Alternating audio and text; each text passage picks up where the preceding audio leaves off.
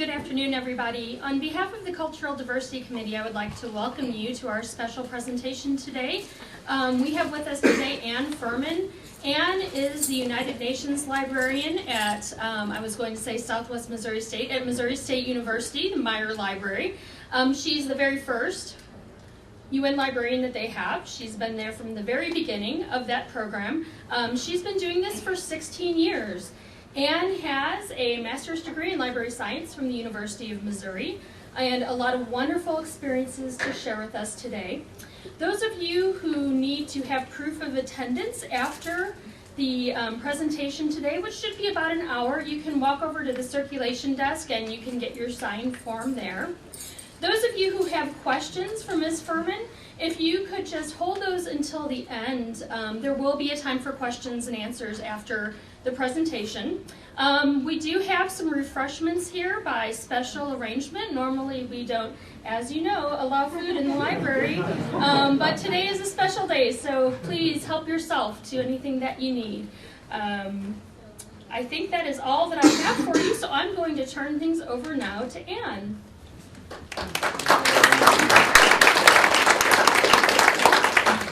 Thank you very much. It's my great pleasure to be here, although I get the sense that some of you are really here because of the refreshments. And that's okay. I'm not taking offense at that. Please help. This is a big deal that they have refreshments. I don't want you to panic about my notes. As I keep saying to people, I'm older. I need lots of reminders. Big print. It's not as off-putting. It's not as horrible as it looks that I have all these notes. But for those of you who are getting extra credit today, there is no PowerPoint. So you're really going to have to pay attention to me because I'm just going to talk. It's kind of an old school concept. People used to do it all the time, incredibly, but not so much anymore. I forgot to take something out of my bag.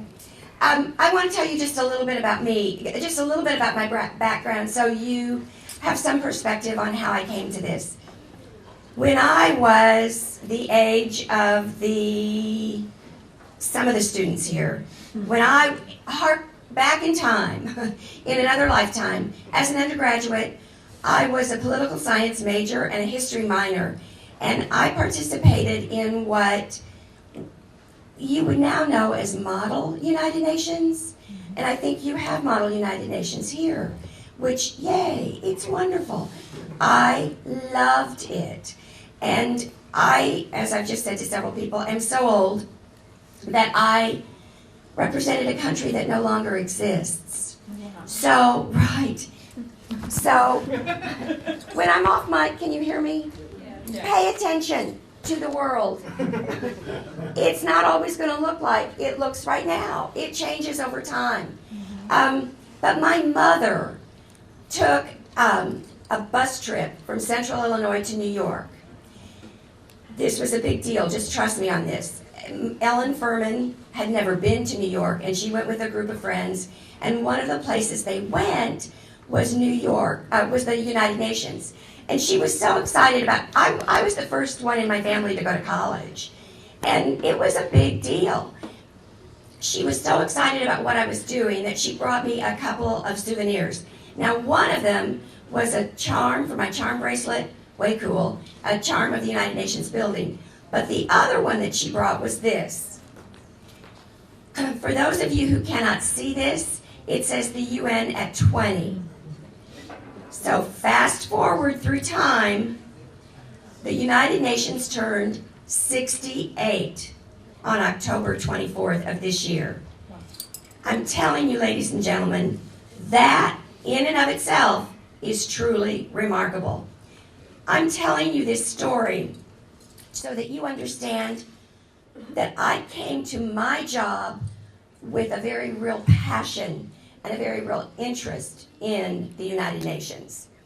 Now, I am not a foreign policy expert.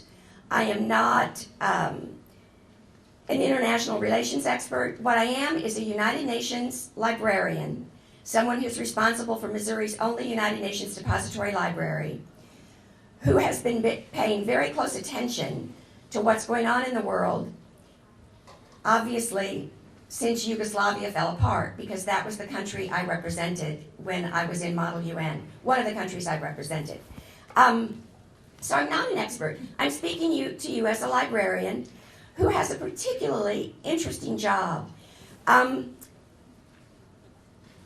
what I am convinced about is the relevance and the necessity of the United Nations, probably more so today than when I was an undergraduate. Now, there is a wealth of information available at www.un.org, publicly available.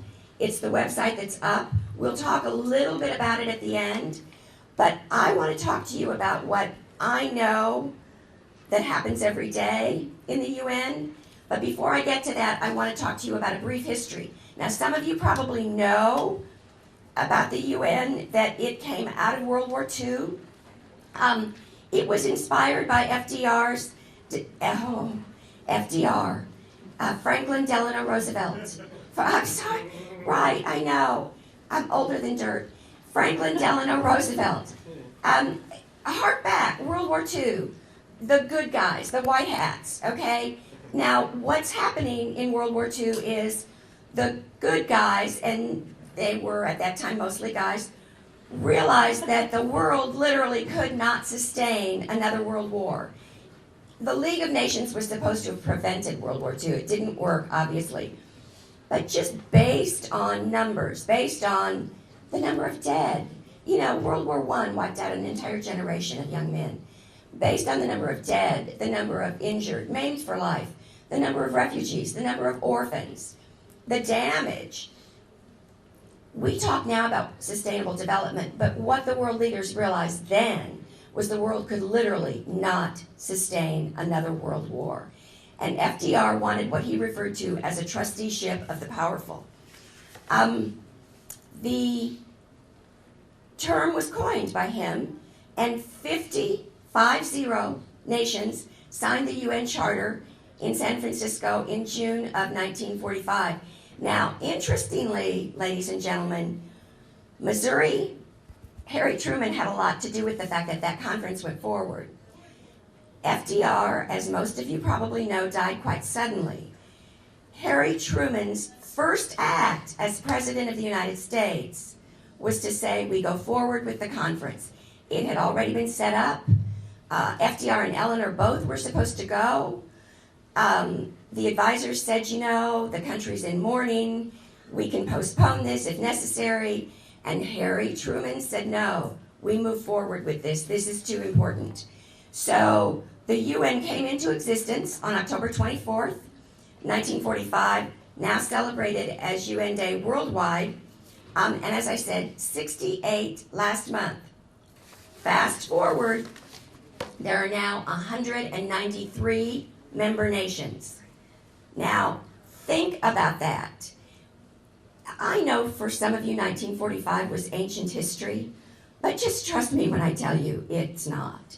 And the fact that there are now 193 member nations is part of the reason that I'm saying to you, pay attention to the world. It's both frightening and fascinating, but it is not always going to look like it looks like today. A lot of those borders, a lot of those country borders have been drawn quite arbitrarily. The most recent, does somebody here know? Yes, the most recent member? South Sudan. Yes, right, yes. Okay, South Sudan. Not that that's not problematic, but South Sudan is the most recent member of the UN. In point of fact, no undisputed, fully sovereign state remains outside the World Organization. UN membership has always been and has increasingly become an essential attribute of sovereign statehood. Now, the UN has four main purposes. Again, let me emphasize that word purposes. I go off book a lot, so just bear with me. Purposes, to keep peace throughout the world. And I would like to point out that whatever the world's problems are, and there are certainly a lot, there has not, in fact, been another world war since World War II. To develop friendly relations among nations, to help nations work together to improve the lives of poor people, to conquer hunger, disease, and illiteracy, and to encourage respect for each other's rights and freedoms, and to be a center for harmonizing the actions of nations to achieve these goals. The existence of the United Nations is really at the forefront of freedom. It asks all countries to aspire to higher moral standards and better governance. Some pundit recently said, and I love this quote, that one of the best things the UN has ever done is, quote, institutionalizing the norm that people who are better off anywhere in the world have responsibilities to help those who are less well off anywhere in the world. The UN family includes over 60 programs or specialized agencies, often headquartered in one of the UN offices around the world. They're not all in New York City. Some agencies existed prior to creation of the UN, like the Universal Postal Union, for example, and are related to it by agreement. Some of the agencies that are still functioning today, such as UNICEF and the World Food Program, were actually never intended to still be functioning. Now, I brought a couple of handouts with me today, which work particularly well together to explain the incredible amount of extraordinary work done by the UN worldwide, as well as the astonishing complexities of possibly the largest bureaucracy in the world. Now, I don't, you may not have a brochure yet, so let me just go in here. You have to take a brochure before you leave. It's a requirement? Okay, but I want you to look at the UN chart. There's some place to click here to enlarge. This is actually, well, it's not letting me click here to enlarge. Select the image. Try clicking on There we go. Thank you. I love it when there are techies in the audience. This is on the inside of the brochure, and whatever. Okay. Okay. So this is really huge. Okay. So, and it's on the inside of the chart. I get a lot of pushback about the UN and the things it does wrong. And also the other thing I get a lot is how it's not in any of your lives. You don't have anything to do with it. It doesn't have anything to do with you. And so my question to you would be, how did you choose your cell phone frequency? Or who here did choose their own cell phone frequency? Right, nobody. Okay, point taken. The International Telecommunications Union works through the coordinating machinery of the UN's Economic and Social Council. It's one of those specialized functional agencies that works through the UN. So for most of you, I'm guessing you have cell phones. And so for most of you, right, the UN is in your daily life, whether you have acknowledged it or not, okay? It may irritate you sometimes, but in point of fact, it's there. It's part of all of our lives. And that's just one little tiny way. And already I'm off book. The United Nations system works on a broad range of fundamental issues, sustainable development, and I kind of like to say sustainable development more than once because I also get a lot of pushback on that, and it's not a bad concept. Environment, climate change, the health of the oceans and high seas, refugee protection, disaster relief, counterterrorism, disarmament and non-proliferation, promoting democracy and human rights, promoting gender equality and the advancement of women, promoting good governance, economic and social development, international health, clearing landmines, expanding food production, and more in order to achieve its goals and coordinate efforts for a safer world for this and future generations, the future we want. Now, recently this was described as a dizzying array of norm development, standard setting, and reporting functions, many of them vital to the smooth flow of things we take for granted. Hello, cell phones. Air traffic is another one, in which the UN and its technical agencies carry out daily, almost entirely outside of public view. All of this represents only a tiny portion of the World Organization's presence and relevance in today's globalized world. The UN is the leader in tackling the countless issues that touch everyone's lives. Now, this is not to say that it should, that it is always successful. We know better. It is not always successful in its undertakings. And I'm not saying that it should never be placed under examination. However, we should not overlook the important groundbreaking achievements made in the past 60 years by this remarkable organization. And this is where you all have to have one of these right now, because this is what I'm going to talk about. So Annie, would you make sure that everyone here gets one of these, please? I'm going to talk briefly about 10 things that the UN does every single day, but only after I have a sip of water.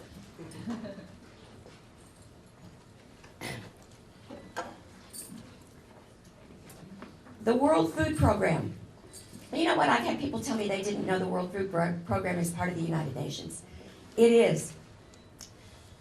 The World Food Program feeds 90 million people, provides food to 90 million people in 75 countries every day.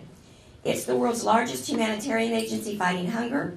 Hunger and malnutrition are the #1 risk to health worldwide, greater than AIDS, malaria, and tuberculosis combined. But let me say that to you again, because some of you here, I bet, are in business. Provides food to 90 million people in 75 countries every single day. Wrap your mind around the logistics of that. And this, by the way, there's no yawning allowed when I talk. I'm kidding. You can yawn if you need to, but really, get that. He needs lemonade. How do you think that even happens?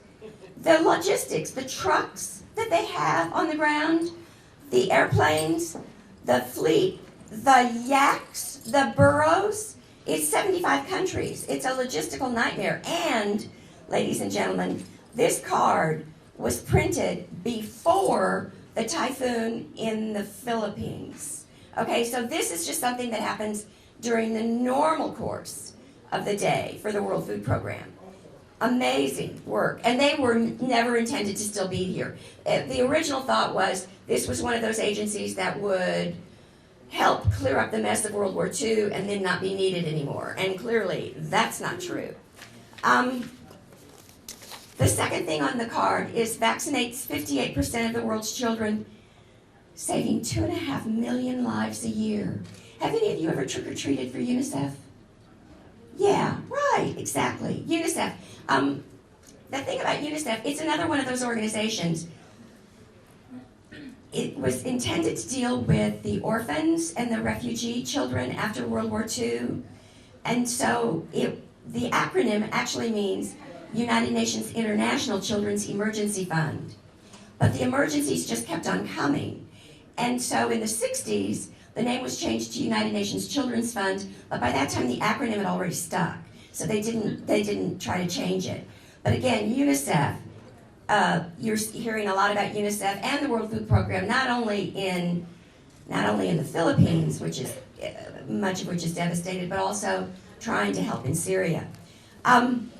Child mortality has fallen by 35% around the world over the past 20 years. But as most of you know, children still die needlessly, most of them from causes that are both treatable and preventable. The third one on the list assists over 34 million refugees and people fleeing war, famine, and persecution. Again, doesn't really take into account the number of people who are fleeing the civil war in Syria. The practice of granting asylum to people fleeing persecution in foreign lands is one of the earliest hallmarks of civilization. Again, UNHCR, United Nations High Commissioner for Refugees, another one of those agencies established to help out after World War II. Optimistically, they were given a 3-year mandate to complete their work and then disband. 2013, still taking care of, or trying. And when we say assist over 34 million refugees, we're really talking basics here with the assistance. It's basics. Number 4, combats climate change. Combats climate change. Because there is such a thing. It works with 140 nations to prevent harmful mercury emissions. And really, the United Nations has been a leader on the issue of climate. The conference that was held in Stockholm in 1972, 1972, the United Nations Conference on the Human Environment was a particular landmark. So the UN really has been a leader in documenting climate science. Now we're talking about those scientists with advanced degrees who undertake tedious research and rigorous peer review. And those scientists have provided ample evidence that human activity is indeed linked to climate change. Just last month, the Intergovernmental Panel on Climate Change, a body made up of the world's top climate scientists, said it was 95% certain that fossil fuel burning humans are driving global warming. So the debate right now isn't whether this evidence exists, clearly it does, but what this evidence means for us, and I would say what this evidence means for you. The climate is changing. So what the United Nations Environment Program is working on, in addition to resource efficiency, is adaptation, building resilience to climate change. We know it's changing. How are we going to adapt? And how are we going to mitigate, which mitigation refers to efforts to reduce or prevent emission of greenhouse gases. Now, interestingly, for the first time within the last couple of years, there is an increased focus on the link between climate change and global security. Number 5 on your card keeps peace with 120,000 peacekeepers in 16 operations on 4 continents. Actually, that number just went up to 17. These are the blue helmets. And as the world has been spinning forward, the United Nations has become much more sophisticated about differentiating between peacekeeping, peacemaking, and peace building. Now, the caveat for peacekeeping is that there has to be a peace to keep, which is why there are no peacekeepers in Syria. Number 6 on your list is fighting poverty, helping 370 million rural poor achieve better lives in the last 30 years. This is the United Nations Development Program, and it partners with people at all levels of society to help build nations that can withstand crisis and drive and sustain the kind of growth that improves the quality of life for everyone. One of the ways in which the world has improved dramatically over the years is how we do development. We get it now. Most of the least developed countries don't just want a handout. They don't just want us to give them food. They want to learn how to grow food themselves. They want to be sustainable. So the development world, and I'm not saying it's perfect, but they have certainly made some progress. And one of the ways, interestingly, in which that progress was made was something that happened in the year 2000 called the Millennium Development Goals. And these have shaped policy, guided political agendas, and channeled hundreds of millions of dollars of aid money around the globe. Now, you may have come across these in your classes, the Millennium Development Goals, also known as the MDGs. There are 8 of them, and they range from eradicating extreme poverty and hunger to halting the spread of HIV/AIDS and providing universal primary education for boys and girls. Huge concept there, globally. Universal primary education for boys and girls. You all are familiar with Malala, right? Yes, from Pakistan. Universal primary. We're not talking you sitting here. We're talking primary education for boys and girls. This was really kind of a blueprint. And the goals were, the target date was 2015. But bear in mind that I said 2000 is when they came up with these goals. So that was really before the global economy tanked in 2008, 2009. So not all of the goals are going to be met. But they were agreed to by all of the world's countries and all of the world's leading development institutions. And they really have galvanized unprecedented efforts to meet the needs of the world's poorest. But the MDGs are due to expire at the end of 2015, so now the international community is starting to tackle the huge follow-up question, what comes next? And interestingly, now it's not just development institutions and country leaders who are being asked for input. Input is being given by civil society, by non-governmental organizations. So, for example, there are people who are saying, one of the 8 original Millennium Development Goals wasn't human rights, and really we need to focus on human rights. A lot of people are, and this is happening globally, what do we want to focus on after 2015? You know, originally when they started talking about these goals, Ted Turner referred to them as, these are the things that are at the top of the world's to-do list. These are the needs that we need to focus on. And there seems to be a consensus that the 8 goals really did focus the world's efforts, because measuring these things in business, political, and development terms clarifies the mind, so that the MDGs have had an enormous impact on the international donor community and how it spends its money. And that's why it's so critical what we choose as our focus after the year 2015. The task now is how we renew and replace and replenish those original goals, or should some of those original goals continue on beyond 2015? You know, the UN always has interesting names for their committees, and this is the high-level panel on the post-2015 development agenda. And America, the United States, is represented on that panel as well, of course. Number 7 on your list, protects and promotes human rights on site and through some 80 treaties and declarations. Now, ladies and gentlemen, we have a problem.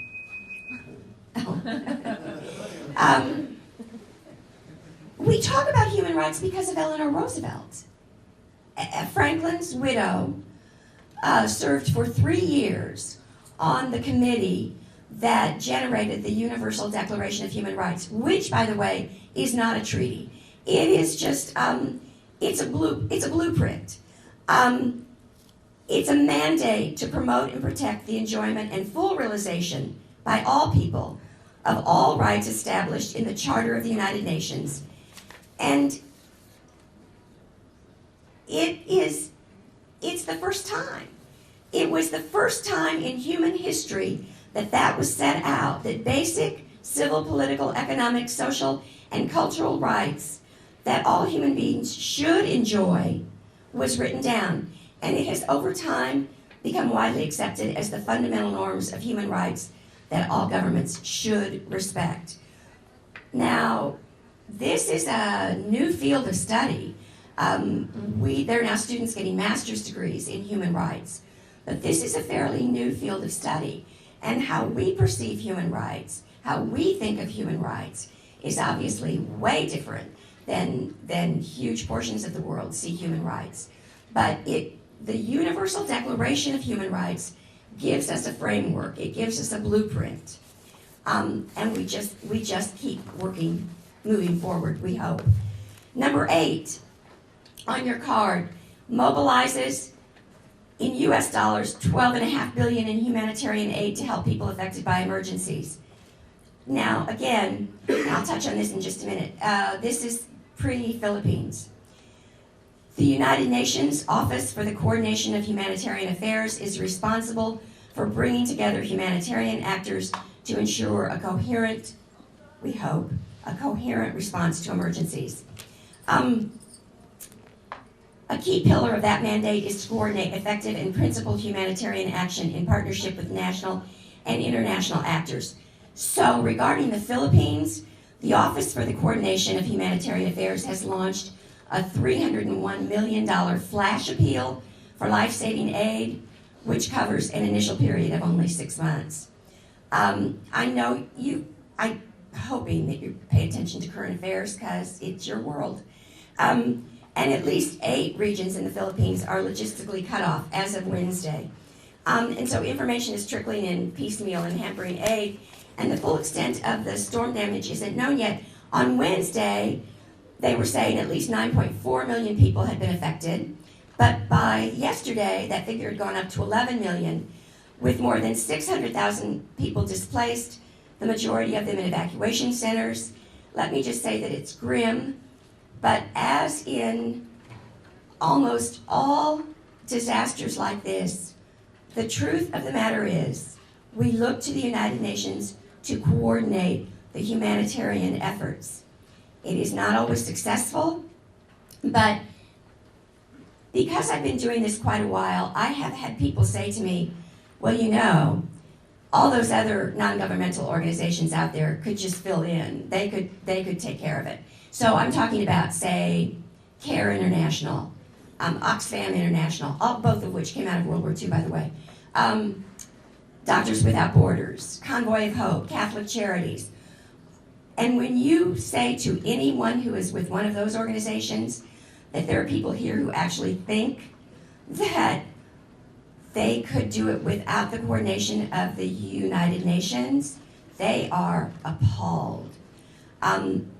We really need them out there doing the work that they do in just miserable circumstances. 9 on your list. The United Nations uses diplomacy to prevent conflict. It assists some 50 countries a year with elections. Now, the United Nations has supervised and observed plebiscites, referenda, and elections worldwide, and increasingly focuses its electoral efforts today on providing technical assistance to help member states build credible and sustainable national electoral systems. Just because a country wants democracy doesn't mean they actually understand how to do it. And as we are all keenly aware, democracy is really messy. And for those countries who have gone from, say, a dictatorship, trying to embrace democracy, the fact that they want it as an ideal doesn't mean that they actually know how to put it in place on the ground. So this is the UN's Department of Political Affairs working through its Electoral Assistance Division. Number 10 on your list, and this is actually one of the Millennium Development Goals, promotes maternal health, saving the lives of 30 million women a year. Now, we sort of take this for granted in our country, that if you're pregnant, you're going to get the maternal health that you need. We're talking about the health of women during pregnancy and childbirth. There are signs of progress. Some countries have achieved significant declines in maternal mortality ratios. And what we know is that most of those maternal deaths are preventable when there's access to adequate reproductive health services, equipment, supplies, and skilled healthcare workers. We're not really talking anything astronomically modern here. We're talking fairly basic access to adequate is the word they use. So this is the United Nations on a daily basis, working toward the future we want. Susan Rice was our ambassador to the United Nations. She was replaced by the remarkable Samantha Power when Susan Rice became the National Security Advisor. But Susan Rice, when she was ambassador, pointed out these are shared challenges that no single nation can successfully tackle alone. They require common action based on a common purpose and a vision of shared security, even when we have differences. The United Nations is indispensable for advancing these goals and making our world a better, safer place. Critics will continue to talk about the UN's process and stereotype the administrative elements. And you know what? I could easily be one of those critics. I work with this every day. I could easily tell you, if you're not familiar with them, I could tell you horror stories myself. But if it bleeds, it leads, and that's what the journalists cover. So I have chosen to focus on what the UN does to try and be helpful every single day. The UN is first and foremost about the people that it helps. The hungry child who gets fed, the child who's saved from death by a malaria bed net, the mother who can have a healthy baby with the UN helping provide proper care, and the family that receives a place to live when work claims a home, or that receives, hopefully, a tent when there's been a horrible typhoon. Now, I'm not going to spend a lot of time at the UN's website, but I want to show you. I had to go in English because I am, you know that joke about what do you call someone who speaks 3 languages? Trilingual. What do you call somebody who speaks 2 languages? What do you call somebody who only speaks 1 language? An American. And that, unfortunately, is me. So the UN's website, www.un.org, is available in all 6 official languages, but I had to go in English. And one of the things I want to show you, 2 things. Across the top, the tabs, peace and security, development, human rights, humanitarian affairs, and international law are the issues with which the UN is most concerned. For students, I want to show you something that is way cool and has just happened. Under Resources and Services, if you click on Library, right in the middle of that page, what's new, United Nations Research Guides and Resources. These are incredible subject guides for all of these issues. You can do your research, you can, by subject. The featured guide happens to be landmines and explosive remnants of war. The featured guide will change, obviously, over from time to time. I'm guessing monthly. But research guides by subject. The most popular guides, a UN documentation overview, United Nations documentation, Security Council. That's what you hear about most. The Security Council is most in the news. Interestingly, what I have focused on today is other aspects of the UN that you might not be as familiar with. But if we just click on UN Security Council, all of the guides are set up this way. So they have an introduction, they have meeting records, official records, reports, resolutions, voting information. So for your model UN folks, some of this might be very helpful. This is a brand new set of subject guides out of the Dag Hammarskjöld Library. And it's quite remarkable. It is, in fact, brilliant. They've done a wonderful job. They also give you other resources on the side. It's an amazing amount of work that they put into this. So for this, this is publicly accessible. This is all for our benefit. To end, and I will take questions. Questions. Let me emphasize that. You know, if you have your own agenda, then you have to get your own program. But if you have a legitimate question, I'll take it. I've been through this before. Can you tell? In conclusion, I'm going to quote Dag Hammarskjöld, who was the 2nd Secretary General of the UN. You know who the UN Secretary General is now. These are really hugely important people in the world. Ban Ki-moon, right, exactly. Very good, very good. What he said about it was, the UN wasn't created to take humanity to heaven, but to prevent it from going to hell. Thank you very much.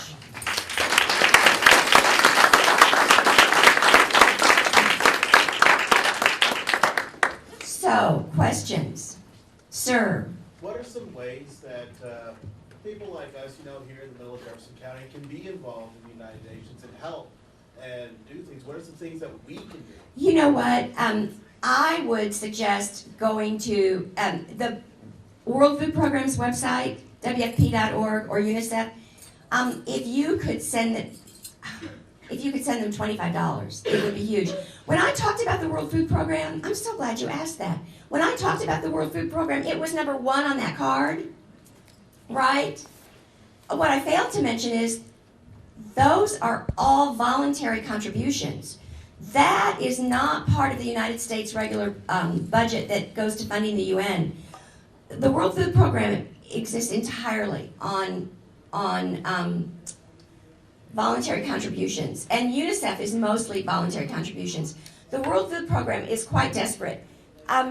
Partly, they were stretched really thin anyway because of Syria. But let's just, let's go here to see. I think it's going to be front and center. Did I see? Spelling is so important, and punctuation. WFP.org.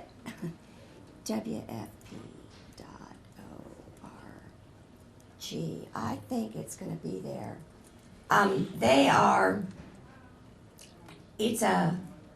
Right.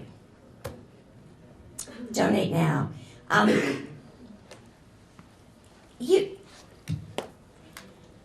Listen, this is huge, and it's everywhere. And interestingly, when I talk about this stuff a lot, and I do know some interesting stories, but let me just tell you about the World Food Program and in Haiti. After the earthquake in Haiti, and different situation than although the Philippines, one of the problems now is tremendous lack of law and order. But in Haiti, one of the things that happened, and I'm not trying to be sexist here, but one of the things that happened in Haiti was that men, what they did, people lined up for chits that then you could turn in, and a lot of the food is high energy biscuits, HEBs, high energy biscuits. A lot of what's going to the Philippines is because their rice crop has been devastated in a lot of places, so a lot of rice. But in Haiti, they were lining up for chits to trade in their food, and the men, some of the men, were taking the chits and selling them on the black market.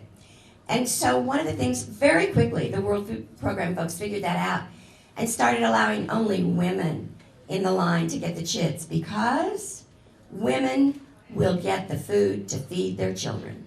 Women will get that food back to their families. Women will not, generally speaking, sell those kind of chits on the black market. So they learn all kinds of really basic things like that in their food distribution. And even if there were men who were offended, they were about WFP was about getting food to the people who needed it. So it's one of the reasons World Food Program is at the top of that list. And also UNICEF is is second, I think, on that list. So that would be the first thing I would say. They act, because so much of this is funded by donors. They really need money. And they are stretched so thin right now. Because in the Philippines, right before, about a month ago, in another part of the Philippines, there'd been a horrible problem. An earthquake maybe in another region. There's Syria. The refugee camps in Iraq and Jordan and Turkey and Lebanon are overflowing. So they are really stretched thin, and that would be what I would say. Other questions? Is there any way a normal person can talk to the UN and try to get them to do something? You know what you could do? Yes. If you go to UN.org, there are ways. They have a contact us feature. I've worked through the contact us to contact their library.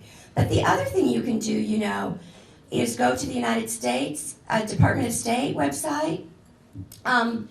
Our UN mission to the United Nations also has its own website, and you can contact them. You could tweet with Samantha Power. For those of you who tweet, our ambassador to the UN tweets. Everyone apparently tweets except me. Okay, but you can. We don't have time today to go through everything on UN.org, but spend some time with it. And go to the Department of State. At the Department of State, it's the BIO, the Bureau of International Organizations, and they're the ones who work on our foreign policy along with the State Department. But yes, you can contact them. Absolutely. Lisa.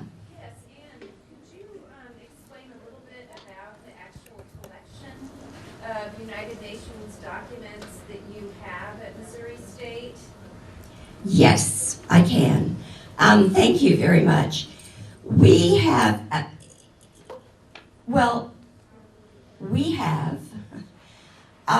a lot of the official records of the main organs, the Security Council, the General Assembly, and the Economic and Social Council. And we currently have them in paper. But going forward, they're just going to be delivered electronically. So that's a change. The print documents that we get are basically have to do with the very issues that I've talked about. These are the reason that the UN is so important is that isolationism is over. We can't shut our borders and say, okay, climate change is not going to affect us. We can't close our borders, as we know only too well, and say terrorism isn't going to affect us. We can't close, there's no wall we can pull down. There's no fire door that we can pull down and say, international health problems aren't going to get here. These are what we refer to as problems without passports. So those are the kinds of books and reports that we get from the UN on those kinds of problems and what to do about them going forward. We get a lot, the UN collects a lot of statistics, and so we get a lot of statistical information from the UN. That's one of the reasons I wanted to show you those subject guides at the UN's website, because they're really collecting a lot of statistics. And one of the things that's happening, by the way, is what you see in me is happening worldwide, in that I'm aging, and so is the world population. And there aren't enough young people really coming along to help out. Have you paid attention? China just changed their one-child policy. That's huge news. The population of the world is aging dramatically. We know this because of statistics. We also know that it's urbanizing. It's changing the way the world looks. And that presents a whole other set of problems, both in those urban areas and in the rural areas that are being left.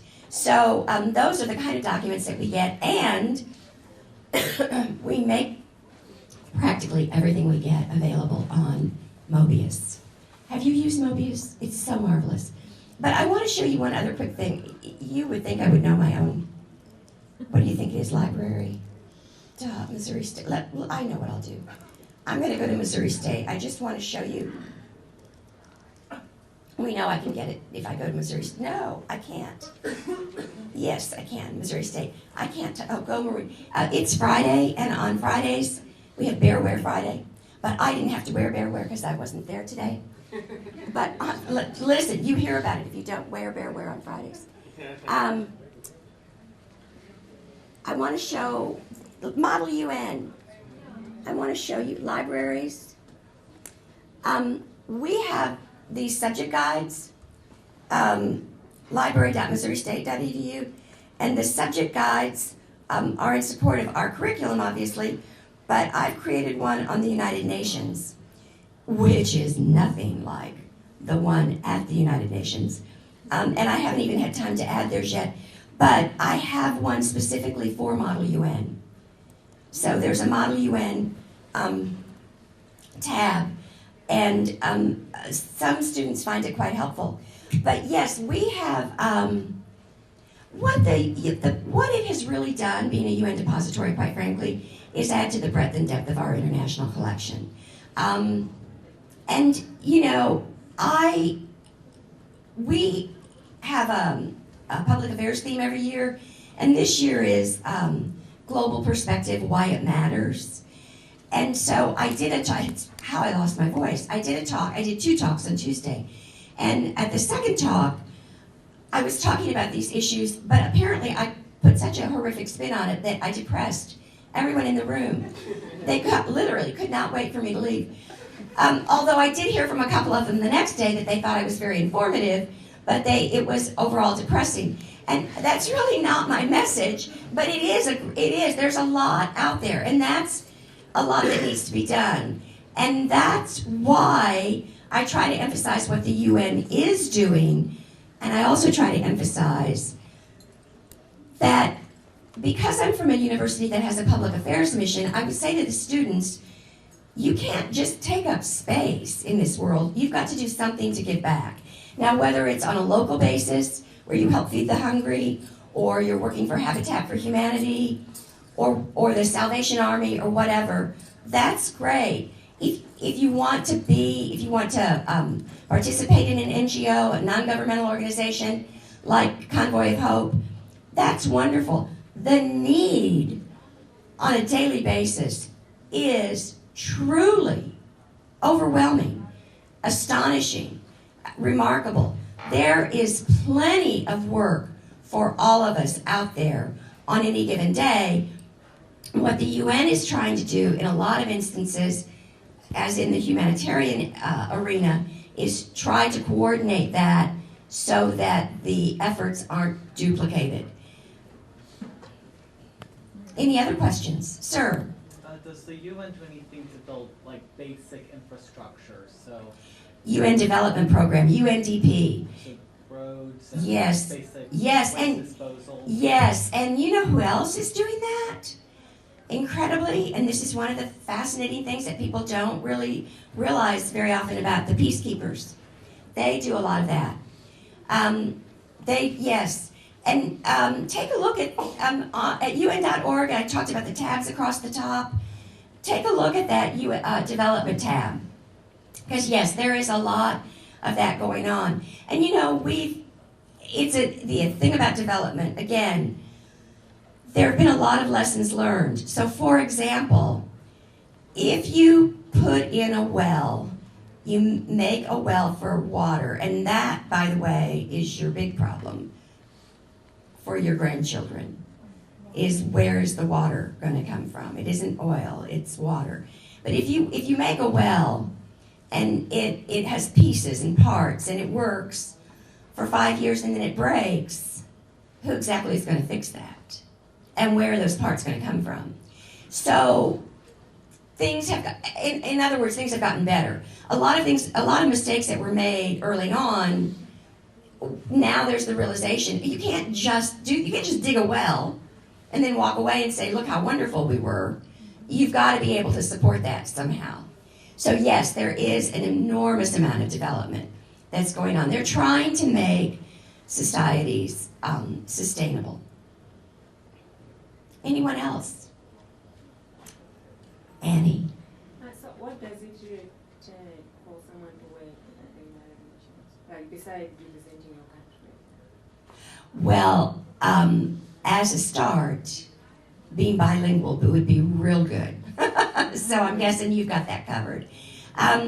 If you go on the UN's website, and I can show you that when we're done, but they will tell you about jobs that are available. And thank you all for being here.